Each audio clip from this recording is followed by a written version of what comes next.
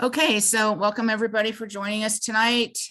We have Donna Thompson, who is a registered parliamentarian who's going to be giving us some resources and information concerning parliamentarian procedures. So give me a moment to get my screen share going, and Donna, there you go. Take it away. Okay, we're going to talk about secrets to a successful business meeting. Does that sound like fun? Have you been to meetings where it wasn't too successful, but you had to get through it anyhow? Okay. Next. Oh, we can move right along from there. Okay. As I said, this contains hints that can be used by elected and appointed officers, committee chairmen, and the members of regular meetings. We're talking about a regular business meeting. Now, these secrets were written for a generic organization where they only gavel at the beginning of the meeting and at the end. We will, as you know, both the auxiliary and the Legion use the gavel to indicate when people should stand and when they should be seated. So that is just a custom that we have established, and it's not really mentioned a lot in here, but you know when to do it. But successful business meetings are a result of good planning, preparation by everyone, including the officers and the members. You at the meeting, you should have a copy of your governing documents and your parliamentary authority. And I'd say most of ours has the Robert's Rules of Order as their parliamentary authority. I'm going to ask you a question. When do you go to the parliamentary authority during a meeting?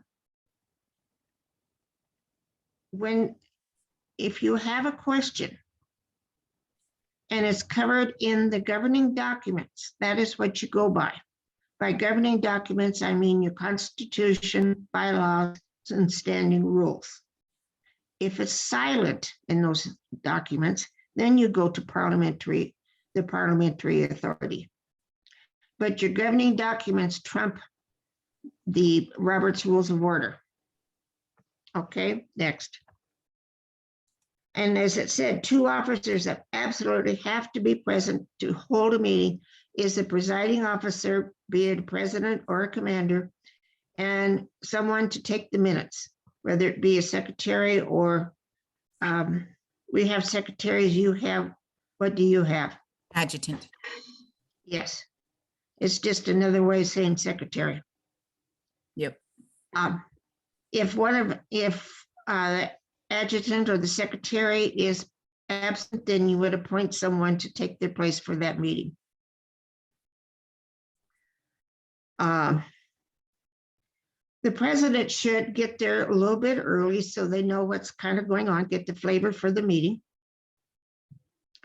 And committee members, committee chairmen should let the president know, the presiding officer know, if they have a report. And you assume the position just prior to the meeting. Next.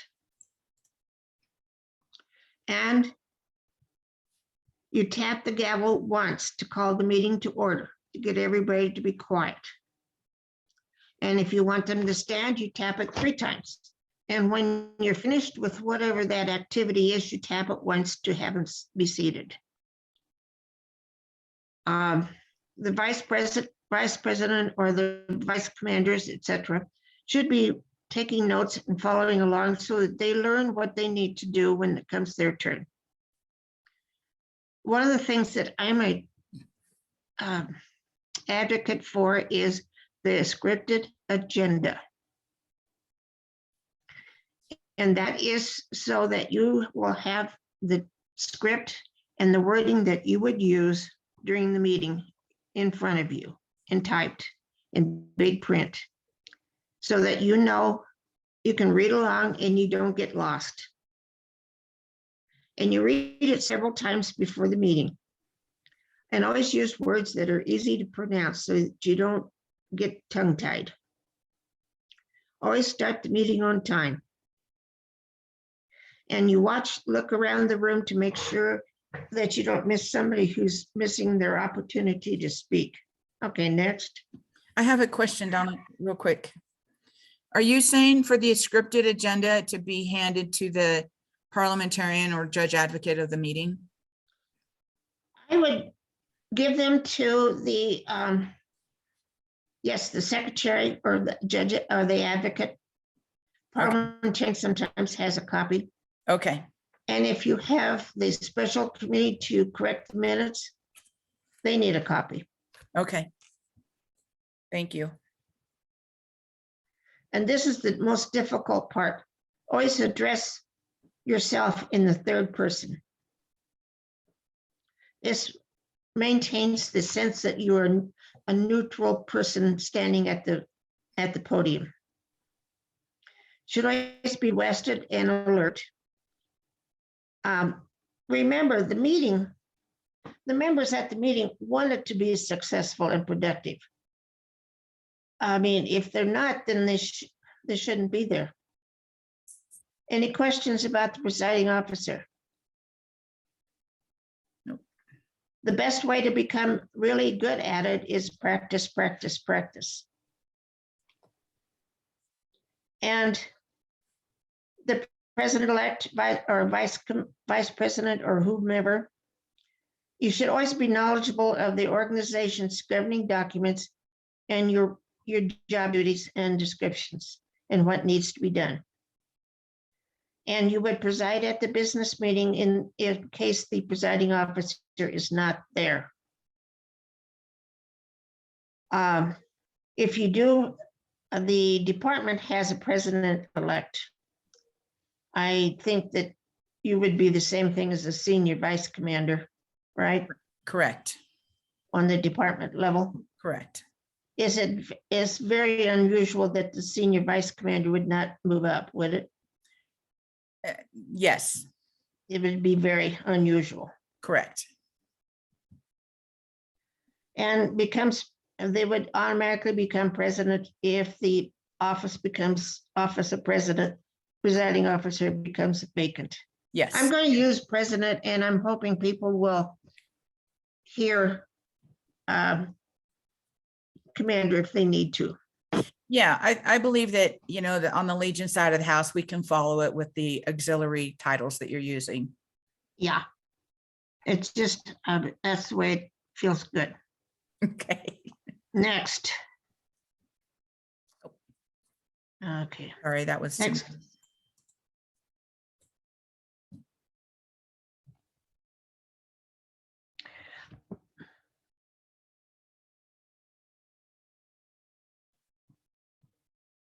Okay, and the vice president would be the same thing as the senior vice Yes. or the president-elect. Some groups have a president-elect and some don't. Robert's Rules of Order sort of frowns on president-elect for some reason. I don't know what Henry's problem was. The secretary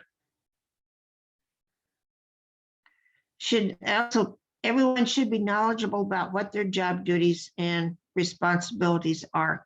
I'm not going to keep repeating. And distribute sign-in for attendance sheet and a pen. At Unit 1, we have a sign-in sheet, and above it, it identifies the number of members that must be present to have a quorum. This makes it much easier for everybody. That way you can keep a record of who actually attended the meetings. Always have paper, pen, and pencil or computer to document the proceedings of the meeting. Remember, the minutes should reflect what was done, not what was said. Always put the motions that were made in the exact wording that they were adopted. That's why everyone should practice writing out motions on paper before making the motion. This way, it makes you sit and look at what you're going to move as a motion and make sure that it says what you want it to say and makes sense. Okay, next. Treasure, okay, Did I go one too many? No. Sorry. yeah. Nope. And if you can make a draft copy of the minutes as soon as possible after the meetings. I was in a meeting so boring, I wrote the minutes as we went through the meeting. That happens. Yeah. So when the meeting adjourned, the minutes were done.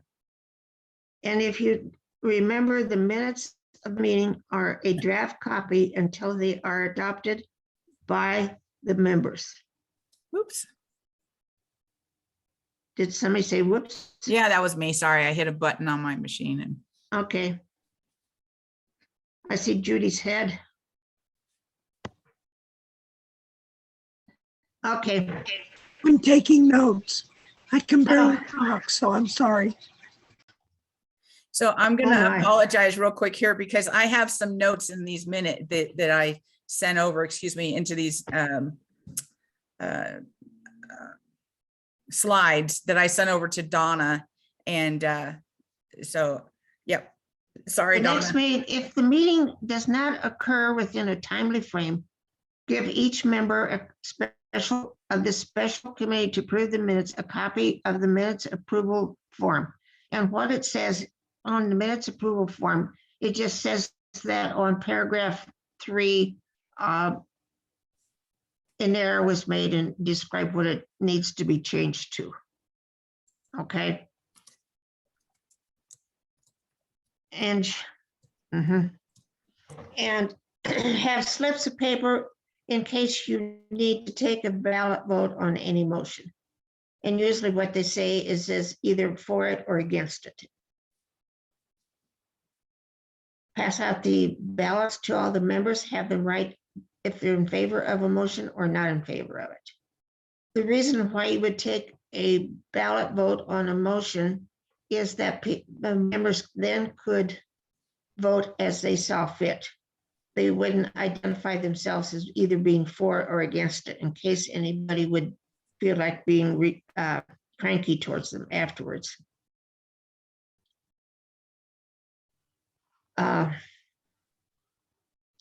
If the minutes of the meeting does not occur for 3 months or better, you need to have a special committee of 3 to approve the minutes after the meeting.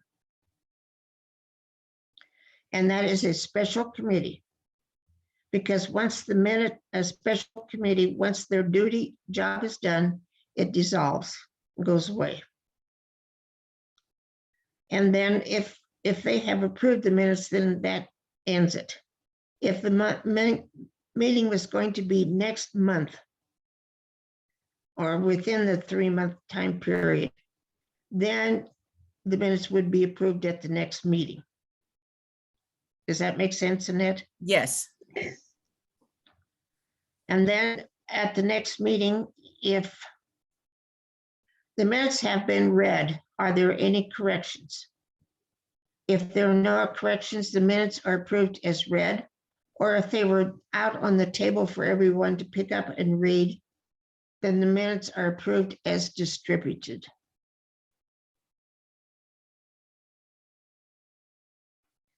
And you should always send a copy of the minutes, draft copy of the minutes to the presiding officer, so they know what was done and what needs to come up in the next meeting. Maybe an unfinished business. Okay, next. Oops. Treasurer.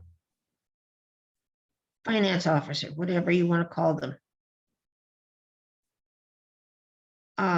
Use approved accounting procedures. Have the financial statement ready to be read or distributed to the members during the meeting.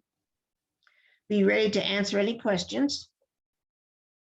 And have a checkbook available in the event a check needs to be written for authorized bills and expenses. And have records available for financial review. How often you would do that depends on how many checks and what have you write. I know Unit 1 tries to do them every 6 months. And an audit should be done if you change treasurers. Okay. Any questions? Say that last one again. So if sorry, If you elect a new treasurer, yep, okay. Then you should, an audit needs to be done. yes. Okay. But if all else fails, do it like Unit 1, we write quite a few checks, so every 6 months. Okay. And it needs to be, the auditors need to be knowledgeable in what type of procedure they're using and what they should be looking for. Chaplain, Judy, can you talk? Oh, you're muted. Nope, still muted.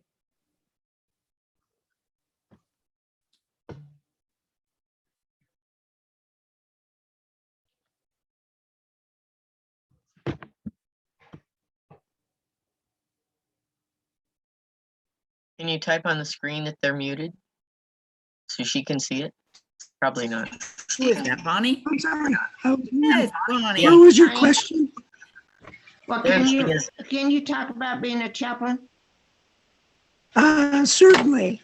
My duties as chaplain for both Unit 1 and District 6 were to say the invocation and the benediction. I also do not Christmas cards, but birthday cards every month. And if I find out somebody is sick, I send them a card with a healing hanky to make them feel better. If someone passes away or a member of the family passes away, I send a sympathy card. I'm also available if a member needs just somebody to talk to. Not necessarily spiritual advisor, but just somebody with good ears that can listen. I feel that that's probably one of the most important things I do. And then all of that is kept to myself unless I need additional information, and then I reach out to whoever I need to reach out to.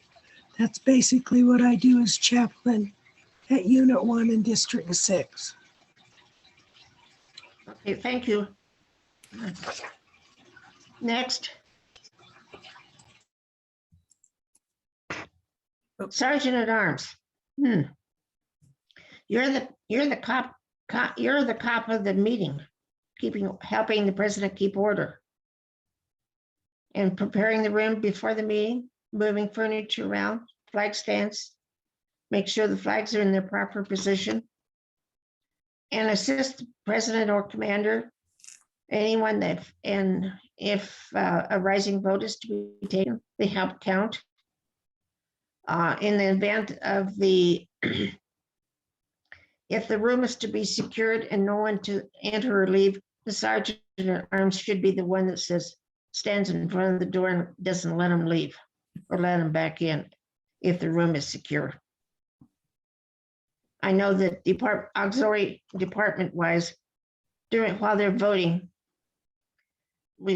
everyone is locked in the room. Okay, questions about Sergeant at Arms? It doesn't sound like it's a very important job, but it is. So Donna, how would the Sergeant at Arms and the parliamentarian, or in Ben's case, the judge advocate, work together? What's a good way for them to work together? Well, help them maintain order and decorum during the meeting. Probably notify them if a special guest comes into the room. that you can say that Madam President or Mr. Commander, the high mucky muck is here and would like to be recognized. And then you or the distinguished guest or whomever would escort the person up to the podium. Okay. Thank you. That's one way. And if anyone is being loud and obnoxious and you need to, if the president can't see what they're doing, then they kind of can go over and tap them on the shoulder and say, please, Miss Member ABC, would you please not talk during the meeting? If you and XYZ would like to talk, perhaps you need to step out of the room. Okay. Thank you.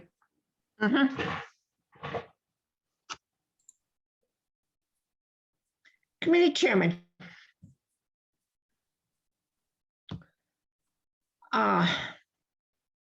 Committee chairman quite often forgets to appoint someone to help them. So they can't understand why they're getting tired and burned out. They need to know what their job is. They need to make a plan, get everyone involved, and keep the president, presiding officer apprised of how the progress is like, and ask for assistance from any member of the organization that can help them. Attend the regular meetings, prepare a report to be given during the meetings. A written report would be fine. If you can, definitely an annual report. A member. If it weren't for members, why would we have a meeting? So a member is very important. You should attend the meetings because your presence might help meet the quorum so we can have a legal meeting. Be aware of what business might be addressed at the meeting. And while at the meeting, each member in good standing may make motions, second motions, debate, and vote on the motions. And here's the important part that too many people forget. If a member disagrees with the outcome of any vote, remember the organization's paramount and a majority vote rules. To be successful, the organization needs cooperation from all of its members. And just because you disagree with how the motion came out and was adopted or was lost, you're still a member of the organization. And the worst thing members can do is to talk about it after the meetings, in between meetings. It does more harm than good to any organization. Be ready to assist the elected officers and committees. Join the committee that allows you to use your talents that is of interest to you. Committee participation is an excellent way to learn more about the organization. And what everybody would love is to seek for the member to seek an elected officer if qualified and dedicated and interested in the organization. Is that Donna. enough said? Yeah. Bonnie has a question. Yes, Bonnie has a question. If you go back to the committee chairman, Yeah. what exactly, Which I one are guess you? you have to have enough people to have a committee chairman, but what exactly does a committee chairman function as? Well, you're sort of in charge of that committee. So you But- have a committee chairman for each committee. Yes. Do you need However, to have enough people for that? Okay. here's what my thinking is that I don't know how many committees the Legion has, but the auxiliary has way too many committees for most of the units or districts to have a chairman for each committee. Okay. My suggestion has always been that choose what you want to work on. if you're more interested in poppies than you are some other organization, or if you're really more interested in Girl State than you are poppies or something like that, use those committees. Don't try to have a chairman for every committee. That's what I was gonna ask. What I was thinking that you were talking about is this is a chairman over the committees. So that they Yes. have an overall idea of it and not be the chairman of each committee, but an overall committee chairman to, No, well, and no, there would be a committee chairman for each committee. okay, But And if you don't have enough persons, choose the committees that your unit or your post wants to work on. I'd rather see you do a really good job on 2 or 3 committees than poor job on 12. Does that make sense? oh, absolutely. And if you can have 1 or 2 people working with you, all the better. You just need we need at least 1 or 2 that's interested enough to participate. That's all. Bingo. Bonnie, Same one. it's a lot like our chairman, you know, we have the 4 pillars chairman, and then like under Americanism, we have Boy State, Boy Scouts, oratorical, you know, though each one of those, and baseball, each one of those have their own chairman. So they are Yeah. subcommittees of the actual pillar. And then each committee, like for the baseball, they have 6 or 8 people on that committee. Americanism in general, we have about 10 to 12 members that are on those committees, but some of those committees are also the chairman of the subcommittees. So Yeah. again, it's not one person managing them all. Nobody could do that. It makes sense at the higher level that you have that many because they're doing, it's at a higher level, so you have more people involved. At the unit level, we're talking, At the post level, or unit level, or the post level. It's you no may not have different. that Pick It's and body. choose. You it's can pick what and choose what you want to work If- with. So Bonnie, on a unit or post level, if you were interested in Girl State on the auxiliary side and baseball on the Legion side, both of those are Americanism. So you could be a member under either one of those committees for the Americanism committee. And then see,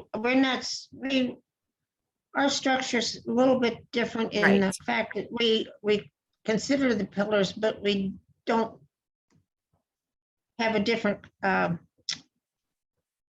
listing for the committees. Right.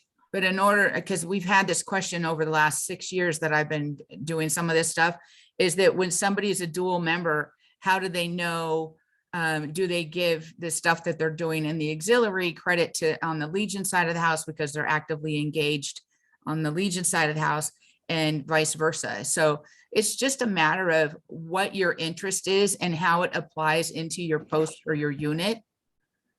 And I would just go from there. Okay. thank you. Speaking of that, does everyone know what the term ex officio means? Would you give it to us anyway? Yeah, ex officio means by virtue of office.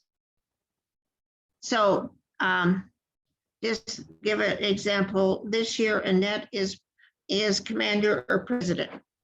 And during that year, she's the ex officio member of each committee. When Annette leaves office and Bonnie takes her place, Bonnie becomes ex officio member of each office, each committee.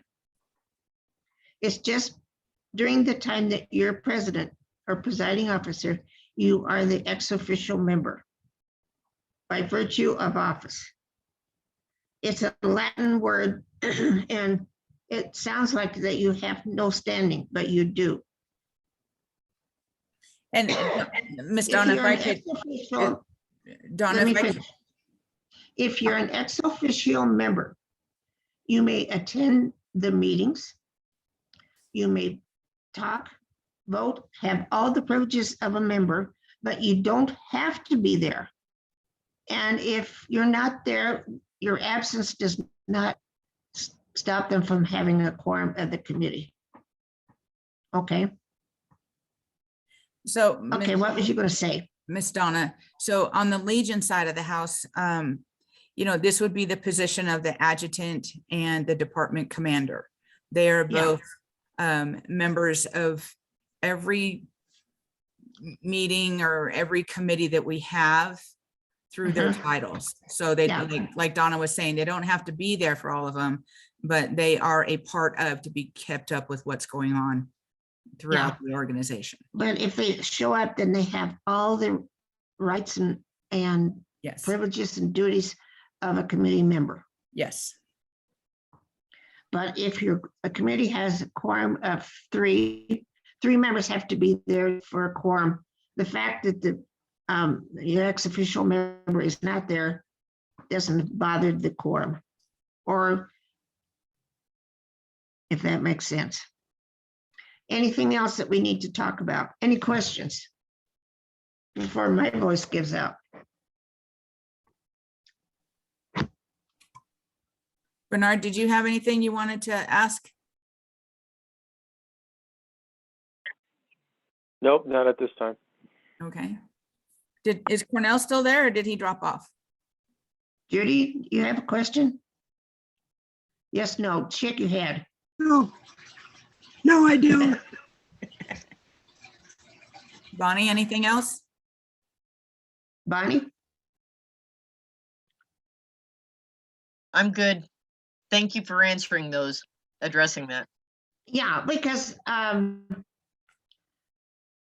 here's my other thinking is if during a meeting, the parliamentary procedure needs to only be as strict as necessary to keep order and get the business done.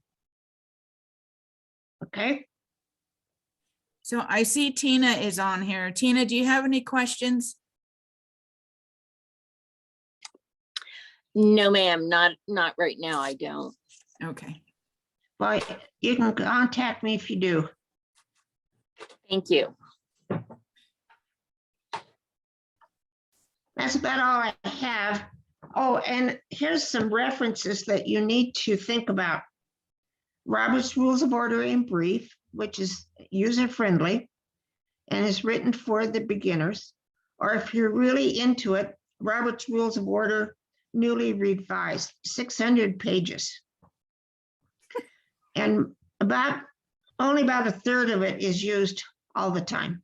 But it's kind of like Webster's Unabridged Dictionary. You don't use every word in the dictionary, but it's handy to have them there if you need to learn how to spell xylophone. Yeah, Judy's showing you the Robert's Rules of Order. Okay, well, I want to thank everybody for tuning in tonight and coming on. And if you have any questions, you can get a hold of Miss Donna or you can get a hold of me and I will pass your information on to Donna. And if I don't talk to you all or see you all before next year, everybody have a happy holiday and a Merry Christmas and a terrific New Year. And we will see you in January. Okay, good night. Thank you, Good Yep, night. Good night. Thanks very much. Thank you. Yeah. and happy Hanukkah. Oh, there's Tina. Hi, Yes, Tina. Tina. Bye. Tina.